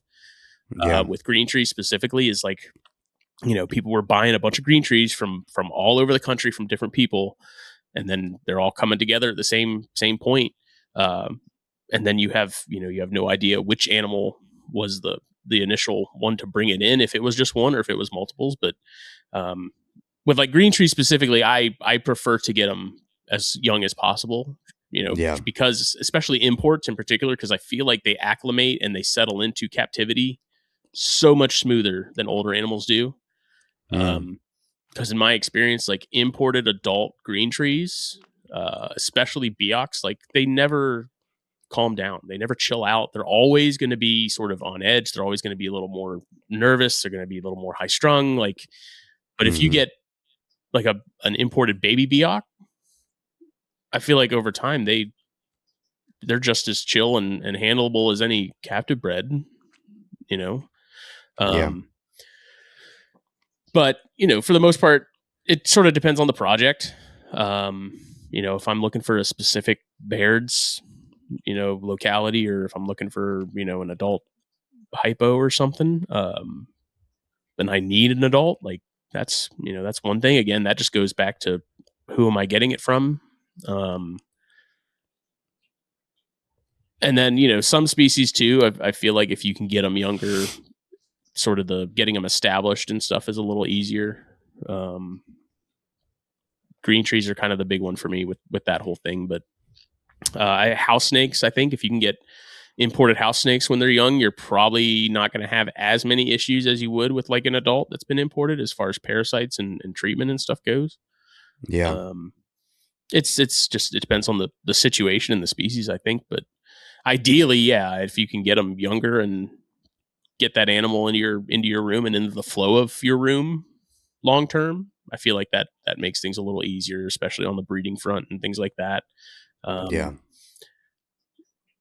Because some people have luck and they can get an adult pair of green trees or something and pair them as soon as they're out of quarantine or something and not have any issues. And then some people can they'll get an adult female or something, and that first year you try to get her to pair up, it just doesn't happen because she's just still, they take longer. Some animals take longer to get into the rhythm of the room. And I think if you get them younger and everyone's sort of on that same page as far as not only like the factors of your room itself, but like where you're at in the country, your pressure systems, things like that, altitude, all that stuff, like I feel like does play a factor in how those animals settle and how long it takes them to settle, especially if they're coming from one extreme to another. Because I'd imagine if I send someone in the Pacific Northwest to chondro, it's probably going to be a bit of an adjustment atmospherically because those are polar opposites as far as elevation and things like that. If I sent something to you, I feel like it probably wouldn't be as difficult of a transition because we're both, damn near below sea level. Yeah. So I think I'm at 13 feet yeah, sea it's level. crazy. So it's there's so many variables. And then it just depends on the species too. Like if I send someone in the Pacific Northwest a house snake, they're probably not going to have any issues. I doubt it's going to be a problem. But with those species where that pressure and stuff really has an effect on the seasons and stuff for breeding, especially, like get them as young as possible, I think, and get them out of quarantine into your room as best you can. And I feel like as they grow, and if you're cycling stuff on the same schedule, they can get into the rhythm of that. Just overall, I feel like it's just an easier ride. It sucks that you have to wait for it to get older, but with green trees, I think it's a little more exciting because you get to see the transition of color and things like that. Yeah. So. Yeah, it's the rhythm of the room thing kind of freaks me out a little bit. Like it makes me never want to move, It makes me just want to stay where we're at just for because you hear these horror stories of people that were like really, breeding something Mm-hmm. and they were very prolific and then they move and now they can't get it to work anymore, and it's like shit. Yeah, and I mean, some of that stuff, maybe it's just a matter of like you got to skip a year, or maybe you got to skip 2 years, and it just takes time for stuff to kind of reset and adjust. I wish we could, get into the minds of these things we're keeping and sort of understand what's going on. But we can only go with the information we have in front of us and what they're telling us, with the bits of behavior and things that we recognize as a baseline in an individual, and stuff that's deviated from that when a move happens or, anything. So, yeah, it makes me wonder, cause I kind of have like a goal of getting a snake building, mm-hmm. and it makes me wonder if, like doing the snake building, if that's going to change the dynamic, which I would assume it would, because the temperature is going to be different in there. It's Mm-hmm. like everything's going to be different, so yeah, there's like part of me that wants to do it. And then there's part of me that doesn't want to do it, I mean, hey, on the other side of that, I mean, I've heard people, when they can't get baby chondros to eat, there was a sort of a running joke and something that I think Buddy Buscemi may have done at one point, where it was like, put him in the car and take him for a quick car ride and then bring him back and they'd start eating. That's wild. Riley Jimison a handful of years ago sent me a pop one that he's like, I can't get it to eat. He's like, if you want it, try it. I was like, sure, send it over. He sent it to me. I think I fed it the next day that I got it in and ate. Like nothing was wrong. So some of that stuff, again, we don't have any way of knowing like which species or individuals I think are gonna flip like that. But sometimes they're like that movement just triggers something. I don't know. Yeah, it's odd. And unfortunately, you get the opposite, where somebody will sell you an animal that's feeding well, and it's clearly feeding well because of its size, and you get the feeding records and all that, and then you get it and you're like, what the shit? Why aren't you eating? What's wrong with you? Yeah, that's my biggest fear with the rhino babies, man. Like when I'm selling rhino babies, like I make sure that they've had, a solid probably 7+ consecutive meals. Because that's my biggest fear is like, I'm going to send somebody a rhino that's been rock solid, and then they're going to get it and they're like, I can't get it to eat. And they're doing everything right as far as, parameters and things like that. Cause it's like, man, having to box it up and send it back and then like get it going again and then send it back and hope that we don't have to repeat this process. Oh my gosh. Unfortunately that hasn't been an issue. Like when I get rhinos going and I've sent them to people, they've pretty much taken food almost as soon as they're out of the box. So walk me through that. How do you get rhinos started? I'm lazy. So I started raising guppies. I was doing rosy reds from PetSmart for a while. And then I had a single animal get, I think it's flukes, some sort of worm from like subcutaneous worms from a rosy, and excised that from that animal, and then noticed that they reappeared. Unfortunately, after probably a year or so, that animal passed. Wow. But I mean, it kept eating and everything the whole time. It's just when they're that, like, baby rhinos are small, like they're tiny, man. When they come out, they're little shoestrings. And when you're dealing with a parasite in proportion to the size of that animal, like, I feel like it doesn't really take a whole lot for that parasite to win. So I started breeding my own guppies, and now I've noticed with the couple of clutches of rhinos that I've had, after about the 6-month mark, they tend to start switching over to mice on their own. Like, you don't have to do much. So what I'm pretty much doing at this point is I give them minnows, and then when I'm feeding everything else, I'll offer them a pinky. And if they take it, great. If they don't, then you get minnows again the following week, and we'll just basically keep trying, like, offering pinkies until they decide that it's food. And then, just like with the alternative, like, once they're on mice, like, it's a breeze from there. Like, you get them switched over, like, you're good to go. It's a matter of getting them there. But I think it's just a matter of, like, when they're little, when they're babies, like, naturally they're eating tadpoles, and they're probably eating tadpoles more than they're eating fish, I think, as babies, honestly, because I feel like tadpoles in that shallower water of these creeks and stuff that they're living near naturally are probably a little more prevalent in that really shallow water for them to be able to get to. But it just takes time, and it's just giving them what they want. It's like, don't fight the biology of them. And I know, like, Chaz at More Than Morelia and some other guys, like, he tries pinkies pretty early on, and he's actually had some good success getting them to switch over fairly quickly. It just got to the point with the couple of clutches I had where I was like, clearly this isn't happening. Like, I had a couple individuals that got with the program a little quicker than others. But I found pretty much across the board that after about the 6-month mark, they started taking pinkies on their own, and I didn't even have to worry about guppies anymore or anything like that. So nice. Fortunately, guppies are cheap, especially if I have like a little 10-gallon tank running over here right now. Rosies are surprisingly difficult to breed from what I was reading, and Zach Lopen was just talking about it on the episode they had with Chaz. That rosies, like breeding rosy reds, is actually very involved, but guppies, if you've ever had them, you keep a group of them in a tank, you're going to get babies. Like, fry are going to show up whether you want them to or not. So I like having to worry less about the parasites and stuff with guppies that I'm producing myself. So it's worked out, and the tank's filthy. And I told myself if the guppies didn't work out, then I would just turn that tank into a dart frog tank and do tadpoles again. So nice. Yeah,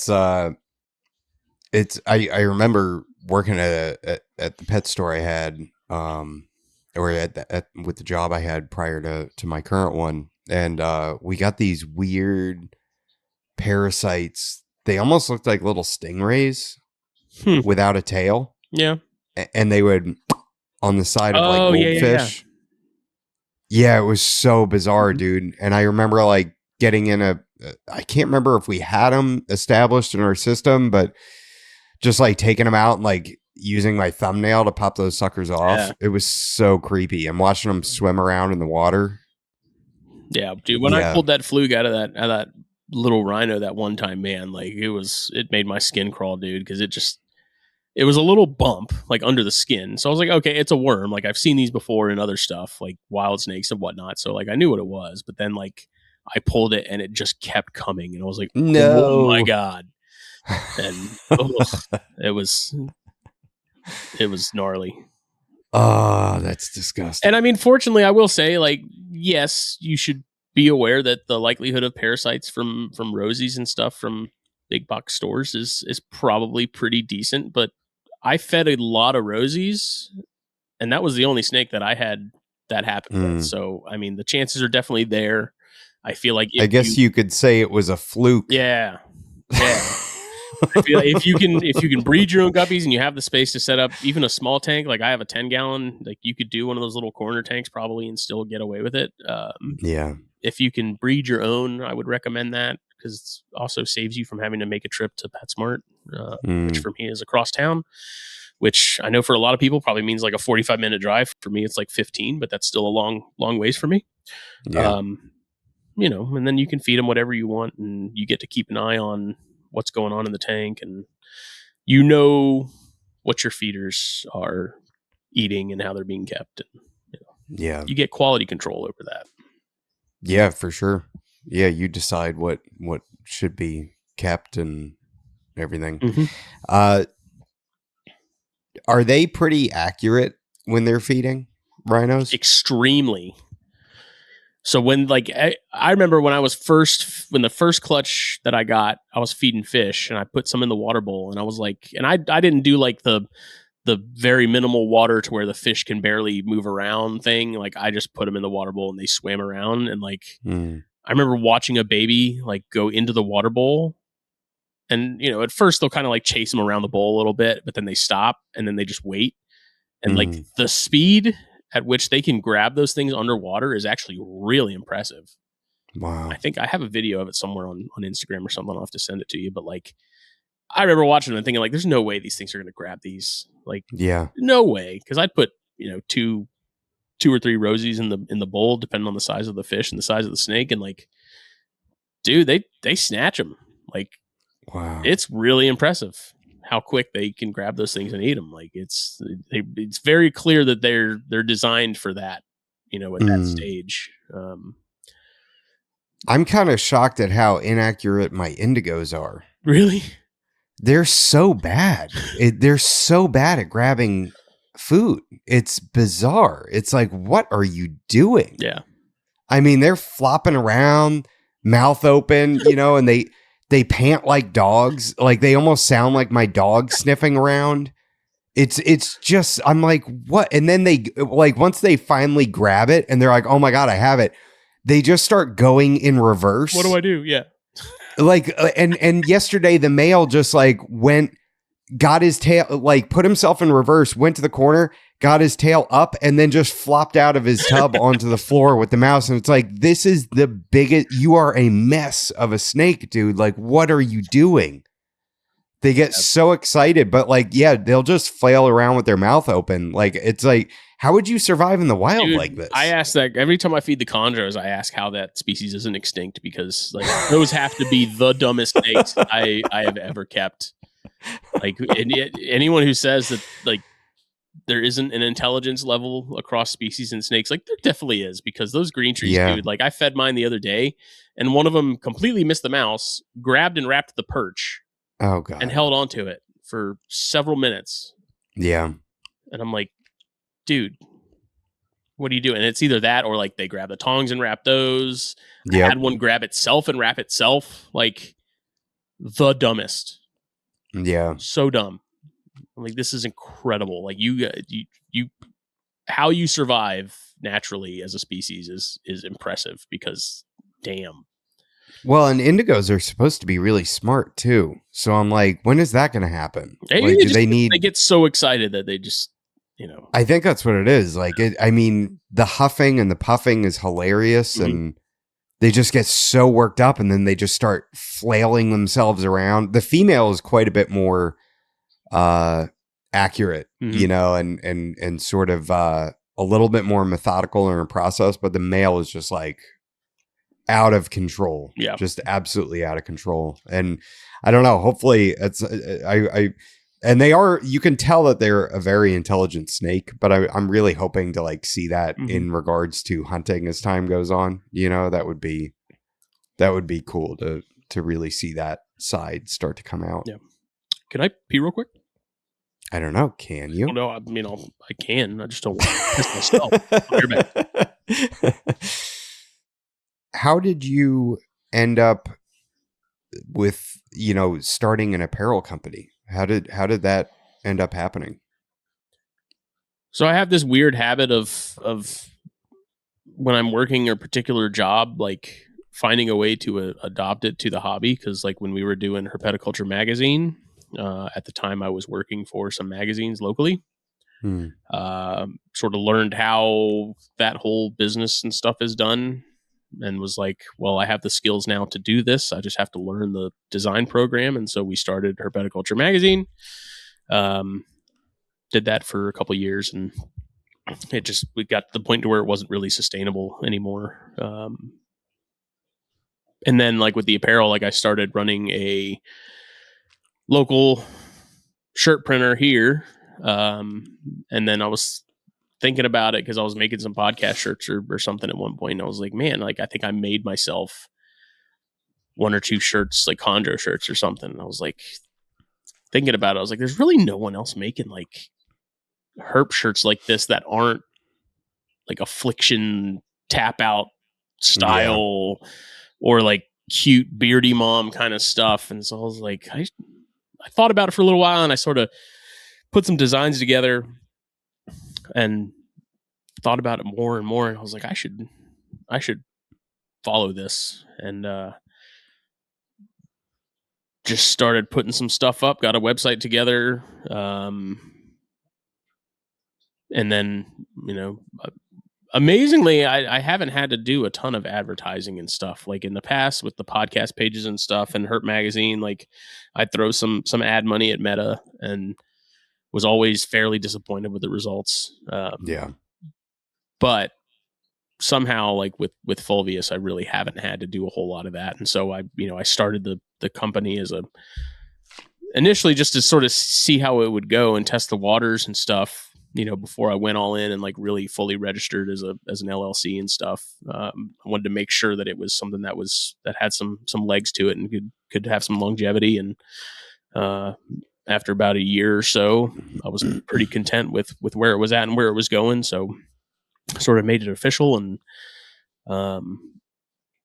it's been a nice sort of lifestyle business. It definitely doesn't pay a mortgage or anything like that, but cigars ain't cheap and lets me buy snakes and spiders and stuff, and hell yeah, it's fun. I get to I get a nice sort of creative outlet in the design stuff, and it's sort of evolved into also doing some logo work for some people, which is cool that people think my stuff is good enough to be logo worthy, because something I've struggled with for a long time is like claiming to be an artist of some sort, because to me, like I don't feel that I really am. It's semi decent like design work, I guess, and it has gotten better, and I've gotten a little more confident in those abilities and stuff. But it's just overall it's been good. The reception has been really good. I think something that I've really honed in on and tried to make more of a point of is like the really niche species and genus, like genre that don't get any sort of love on the apparel front and stuff. Sort of making sure that there's something there. Like, yeah, there may not be a lot of people keeping that, something specifically. What's a good example?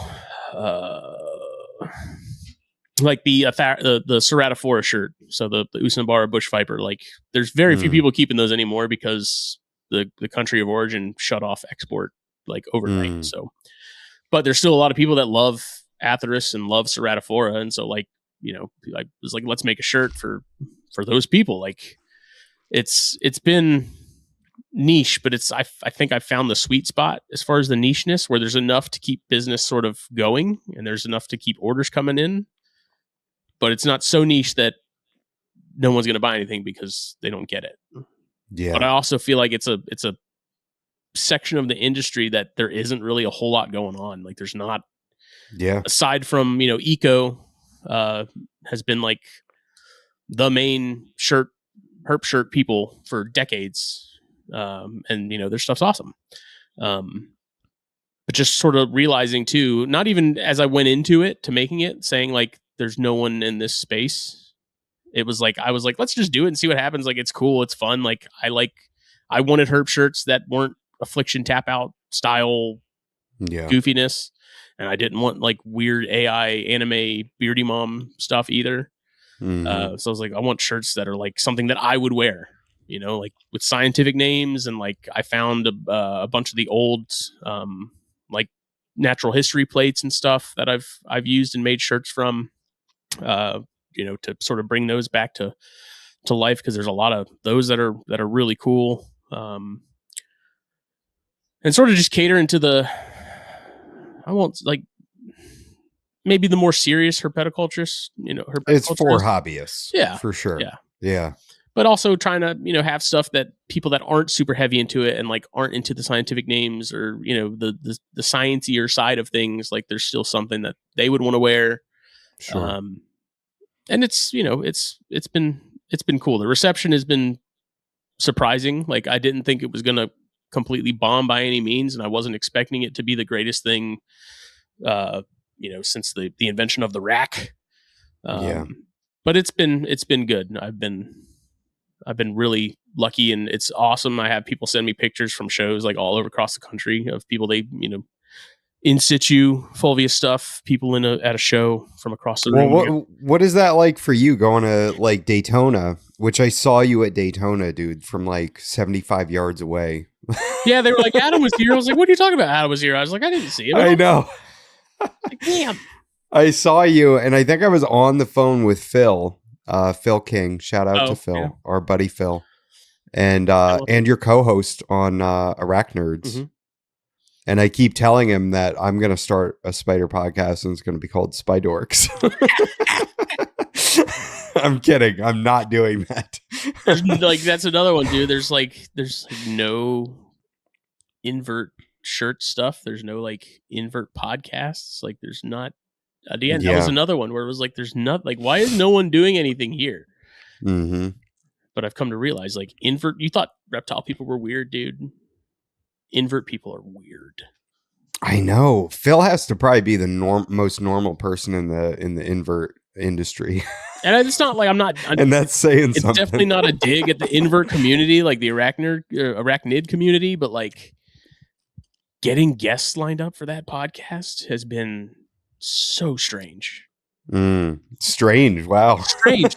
People are the people in the arachnid world are very much more low key and very much more like private, and we'll get people that are like, I'll do it, but I don't want to show my face and I don't want to have my name. That is crazy. Or like, I'll do it, but we can't talk about X, Y, and Z. I get that a little bit. I get that a little more, but it's still like stuff. Yeah. Like, why not? It's not stuff that's like trade secrets or anything like that. Like, yeah, I guess it depends on the context of the subjects. Like I've had that with reptile guests where it's like, hey, I don't want to talk about this and this, and I'm like, that's totally fine. We just won't talk about those things, and I get it, but yeah, like the whole and I've had people that said like, hey, I don't really want my face out there and things like that, and I'm like, well then, maybe we should schedule this for when you're ready for that, because that's and like, that's what I do. The live thing, I understand. Like, we give people the option of like, do you want it to be live or not? Like, we get it. A lot of people, the live thing makes them uncomfortable, and like, I understand that completely. But it's just like, some of it's like, I'll do it, but you can't call me by my government name. Wow. You can't. I won't show my face. Or just weird stuff, man. Like, Phil's very secretive. Yeah, Phil talks about some of the people that he's friends with, and it seems like a lot of them have like two names, like their real name and then their invert community name. It is kind of crazy. It's like reptile people, like they're weird, but I'm telling you, man. Arachnid and invert people I haven't seen anything like it in the handful of years that I've been podcasting, like coming into Arachnerds and doing that. I was like, y'all are weird. And I'll be like, Phil, like, what's up with these people? Like, I don't like a lot of them are cool and very nice. And I talk to them on a regular basis and stuff, but I'm just like, to me, it's just bizarre. I'm like, I don't know. Like, maybe it's because I'm coming from the herp world more so than anything else, where this isn't really a thing. Yeah. But I'm like, I'll message Phil and just be like, dude, who are these people? Yeah. Like, is this like some like weird dark web, like Illuminati thing or something? That is like, what is going on? Like, yeah. And some of them, it's like they'll be like the hobby expert or pioneer in like certain species and stuff, and they're like, yeah, I'll do it, but I won't even know their actual name. They're like, I'm not going to use my name. They're like, oh, yeah, okay. it's very punk rock sort of underground kind of, like it's not I feel like it hasn't been mainstreamed yet. It's probably, I bet it is sort of what the reptile hobby was like probably 30 40 50 years ago. But I don't know, I'm just like, why? I was like, do these people have like some major secret that they're terrified is going to get let out of the bag by talking about spiders? I don't know. But we're accommodating. Like, again, we get it. I understand. Like, if a lot of the guys too in the arachnid space, like podcasting and being on something like that just isn't their thing. More so than reptiles, for sure. Like, I've had a couple people that I've hit up about podcasting. They're like, nah, I don't really do that. And I'm like, okay, that's cool. No pressure. Yeah. Like some of the invert people do. They're like, yeah, no. And I've also found that it seems like in the invert world, a lot more of like the best breeders and stuff are kind of like that, where they're like, that's just, they're very not, I won't say antisocial in like the clinical sense, but just antisocial in general, that they're just like not their thing. Like, not a fan of speaking and talking to people, and which is not a guest you want anyway. Like, I know that in the past I've gotten people to agree to come on that didn't really want to. Yeah.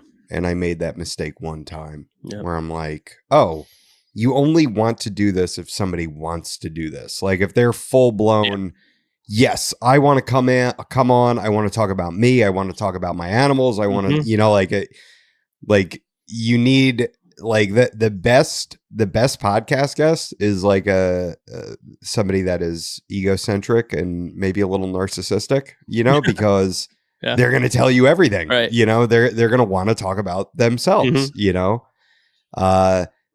I'd rather have that than having to pull teeth to get answers and stuff, though, because I've had a couple episodes of those just over the years where it was like the person just wasn't, or people, they just weren't big talkers, and so it was like you can't ask yes or no questions. Yeah, that's the answer you're gonna get. Yeah, and you gotta really just to draw out answers and stuff. It's like, oh, this is brutal. Yeah, when you're like, oh, and how did you set them up? Just like anything else. Yeah. Oh, God. I keep it the same way I keep my corn snakes.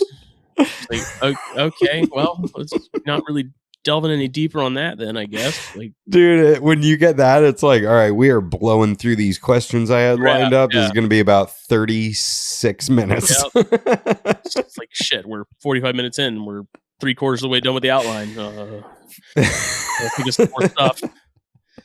Yeah, and I don't, I have sort of a rule with the podcast stuff where it's like, I'll ask somebody a maximum of 3 times over the course of, maybe 6 months. And if they're if I'm getting the vibe or feeling them out that they're just not really interested, they just don't want to tell me no, then it's like, I stop asking. It's like, I'm not going to hound somebody to get on a podcast, because if they're not really wanting to do it, it's like you were saying, it's probably not going to be that great of an episode anyways. And again, there's some people that just, they don't want to do it. It's just not their thing. Terry Phillip is in the podcast realm is historically pretty well known for being a guy that just doesn't do podcasts. And so like I asked him, it was a couple of years ago. I was like, hey Terry, we're doing a podcast. I don't know if you can come on. He's like, it's not really my thing. Yeah. Fair enough. And I never asked him about it again, because again, like I can take no for an answer. Like, I understand. Yeah. It's just, you miss 100% shots you don't take. And it's like, it's worth at least asking. And then maybe at some point, if it's something they end up saying they're open to doing, like, great. But yeah, I'm not gonna like beg people or hound people to get on a show. It's just, if you want to do it, we'll do it. Is pretty much what I'm the same way. I think, the one person that everybody told me, like, oh, she never does podcasts, you'll never get her on, is Kara Norris. Really? And it was like, so let me rewind. the one person where it went fantastic, you know, and like everybody told me, you will never get Kara on. She doesn't do podcasts, Kara's awesome. you know, and I love Kara. she is awesome. And so, yeah, that was like, she was one of the guests where you start psyching yourself up because you're like, oh, this person doesn't do podcasts. It's going to be rough. Yeah. You start getting in your own head like, boy, this person doesn't do podcasts. Like somebody, you know, a lot of people have told me this isn't going to happen. And now this is actually going to happen. And what if it's not good? And, you know, you start, at least I do, you know, I overanalyze, overthink everything, you know? So yeah, it's, but she was one where I was very, very pleasantly surprised, where I was like, oh man, this is actually great, you know? And she's one of the people too that she said, you know, like, I'm busy because of softball, and was legitimately busy because of softball. Yeah. Like she wasn't saying that to not come on the podcast. Right. You know, like some people will make up stuff to let you down easy and not come on, you know, and it's very hard to distinguish when that's reality, and you should keep being persistent and reminding them like, hey, you said hit me up in June, and now it's June, and you know, and stuff like that. Or is it somebody that is just saying like, yeah, hit me up in June, and then June comes around, it's like, son of a bitch, hit me up in September, you know? Yeah. Yeah. I don't know, but we've also had, like, we did an episode with Amy Salinas for Arachnerds recently, and like, she'd never done a podcast before, and so we were kind of like, at this point, you know, when someone tells me that, I don't expect it to be a dumpster fire by any means, but I'm also sort of like what you were saying, like, is this going to be rough? Like, is this going to be a really long 2 hours? Yeah. And she was great. Like, honestly, some of those episodes though, where I went in thinking like, this is going to be a struggle, actually ended up being in my opinion, some of the best episodes. And vice versa. Like, I've had some where I was like, oh my God, like, we got X, Y, and Z, like, this is going to be an absolute banger. Yeah. And I'm like, that we end it. And I'm just like, why did we even do that? Like, that was just a complete waste of, we didn't cover anything. Like, we didn't get anything. Like, and I'm not saying I don't want every episode to be an absolute zinger or anything like that, but like, it kind of goes the opposite direction too, where you're like, this is going to be really good. And then you do you think that boils down to your own preparation that you put into it? That if you're worried, that it makes you do more research and get better questions and really think of good topics. And then if you just sit back and think, this is going to be awesome, this dude is the dude of all dudes. Like, this is going to be such a great, you know, episode. And then you get the person on and you're like, shit, I didn't really prepare. You know, I didn't have that fear, you know, and now we're just kind of, you know, it's just kind of mediocre. That seems to be the case with a lot of stuff though. Like, I'll have some of the Fulvius stuff, like some of those designs, I'll do them, and I'm typically not in love with a lot of the designs I put together, just because I'm pretty hard on myself as far as, you know, self-criticism and stuff. But like, I'll put something up and be like, this is going to absolutely bomb. Like, this is just, it's no one's going to buy it. And those are the ones that sell the best. And then the ones that I'm like, I actually really like this, I think this is going to do really well, won't sell a single shirt.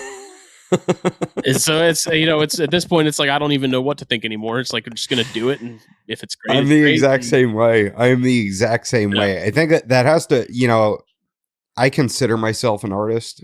I like to create stuff. And, you know, I had like a photography account, and I know that quite often I'd be putting something together and editing it and think the exact same thing. People are going to love this. And then it comes out and gets like almost no likes, you know, whatever. And then the one that you just throw together and you just enjoy the experience and put it up, and then everybody's, you know, gets whatever 1,500, 2,000 likes or something like that. And you're like, holy shit. Yeah. I mean, it's just like, especially when you're dealing with like products and things, and you think, you know, what your customers like and will want, you know, it's like, you'll never know for sure. You know, Yeah. especially when it comes to things like that are on the creative side, like art and things like that. At this point, it's just throw it out there, and what happens happens. You know, is kind of Yeah. the approach I've taken. It's like it may do well, it may do terrible. You know, if I like it, cool. Maybe someone else will too. Well, How nauseated does AI generated artwork make you feel? that's a tough one. I go back and forth between our species is absolutely doomed, Yeah. and the other side of, in the right hands, in the right context, this could actually do a lot of good things for our species. On the art front, I'm not. I don't even really look at it as something I have to worry about competing with, because like you can't, especially when you can plug in a prompt into Chat GPT and have a logo in seconds. Yep. I do kind of laugh. I mean, for the time being, like as it stands currently, it's pretty easy to know when something's been made with AI, like artwork wise. Oh yeah, you can spot an AI freaking snake a mile away. Because even with like when I'm at work for my day job, like I have people send me artwork that was very clearly done in Chat GPT. Sometimes they'll even send me the link to the image for me to download it and use it. And it's like some of it's actually like decent, but then especially on like the logo front currently, man, it's like I can skim through Instagram and know like immediately what's AI, like who just did Chat GPT and who actually had someone do a logo. And again, that's probably going to change, you know, tomorrow, because AI is getting better and better. Yeah. I guess there's a new thing now. I don't know on what scale, but like I saw someone on Instagram, not a herp related page or anything, but she's saying she's an AI artist. I'm like, that's kind of an oxymoron. That's like saying you're a sober drunk. I don't like, Yeah. you know, and that just comes down to the base question of like, what do you define as art? Yeah. You know? And what is your tool? What tools do you utilize to create art? I can actually see what they're saying, right? Because you could take a $4,000 camera and make art with that camera. But at the same time, like the camera doesn't make the photographer, right? You know? Right. Yeah, the tools don't make the craftsman. The craftsman makes the tools, kind of thing. Yeah. So I mean, I think it has a lot of potential to do really good things on a lot of fronts. Knowing how our species operates, and usually knowing how our species operates when money gets involved. I think if it gets put into the wrong hands, it's generally not going to be great. But as far as like on the creative front for creatives and things like that with AI, like it sucks. It's not going anywhere. We're not going to get rid of it. So I'm kind of at a point where I'm just like, why even worry about it? Because it's here to stay. It's not going anywhere. My boss actually brought up a good point that he thinks that it's gonna, having actual artists, like humans, do these things that people are using AI is actually going to probably go up in value over time, because it's going to be more commoditized. Yeah. Because people are going to want human made art. It's artisan from a specific artist. Like it's people are going to seek that out. Over, you know, the AI stuff. And it's like, again, that could change as AI develops and gets better and better over time. You know, we'll see. I think there is, on the herp front, I think there's a lot of potential for it to be a tool that we can use to help keep our animals better. Right now, like even with the Tarantula Addicts Discord, the guy that owns and runs that, he created this website where you can plug in a scientific species, like a species name, and it will auto-populate the minimum and maximum temperatures for that species range, annual rainfall, show you, like, bring up all the INAT observations with pictures, like basically give you a comprehensive, like, you know, species description, it just aggregates all this information from all these different sources and puts it into a single page for you to read. And like, to me, it's incredible. Like, I wish if we had something like that for herps, man, like, cause I'm very big on like temperatures and humidity and stuff. It's like, okay, well, what is Papua New Guinea looking like right now? Not what was Papua New Guinea looking like 10 years ago. I want to know, like, this week, what's the temperatures looking like? And I mean, we have the ability to do that now, which is incredible, but it's like to have something that can just put it all together in a clean package for you to be able to look at and say, okay, cool, got it. Like, that kind of stuff gets me excited, as far as AI and the technology and stuff. And I think with things like the Govies and other Bluetooth, monitoring softwares and recording softwares and stuff, I think it's only going to get better. Dude, the sun up, sundown on the smart switches, incredible, absolutely incredible. Eventually, will it get to a point to where we have this sort of system that looks at certain species and tells you, like, it notices the weather patterns and stuff, either current or oncoming, and is like, okay, this is the week that you should probably be pairing, tree boas or chondros or whatever. Not only based on like natural history and range and stuff, but like where you are currently. Key, if you are able to put in information over a certain number of years for a certain species, and it can tell you, like, okay, historically, this has been the week where you're noticing ovulations or whatever, and it can say, okay, this is when you need to be pairing stuff. Like, that kind of stuff I get excited about as far as AI and the technology and stuff of it. Does that make us lazier as keepers and breeders? Like, sure, it could be looked at as a crutch, but it can also be looked at as a tool. I also look at the AI stuff as the same way that they looked at any other major technology change and shift in history. I don't view it as laziness. I view it as more efficient. I mean, I don't look at my truck out in the driveway and think, this truck is making me so lazy. It's, but now maybe if I was around at the inception of the motor vehicle, then I would be like, what am I going to what is my horse going to do all day now? Yeah. Right. And I think that's kind of where we're at with the AI stuff, though. I think it's that initial knee jerk of, oh no, it's new, we're doomed. Yeah. Like we've seen with so many other things, over the last handful of centuries. You can view it all in whatever light you want to, and it's probably right, but it's just a matter of which one you choose to view it as.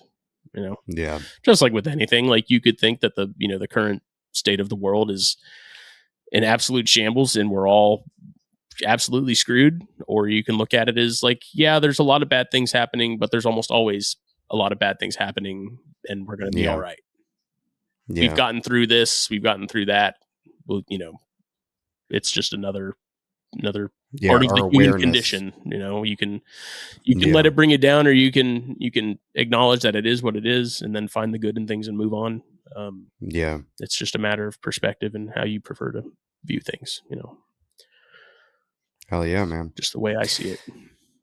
All right, dude. Well, I appreciate you coming on, man. Yeah, long overdue. Absolutely. It was fun getting you on, and next time we're at Daytona, I'll have to seek you out. Yeah, we're definitely going. As far as I know, the usual gang is going to be there. It's hard to believe that. I think Dom DeFalco just messaged the group the other day. It was like less than 6 months, and I was like, "Oh my god, are you serious?" And sure enough, isn't that wild? It's like every year, we leave and I get back, and I can't wait to go again. And then I'm like, it's going to take forever. But then it's like I blink, and it's like that weekend is here already, and oh my god! So I'm looking forward to it, though. It's a good time. Hell yeah, man! See you there. Yeah. Thank you.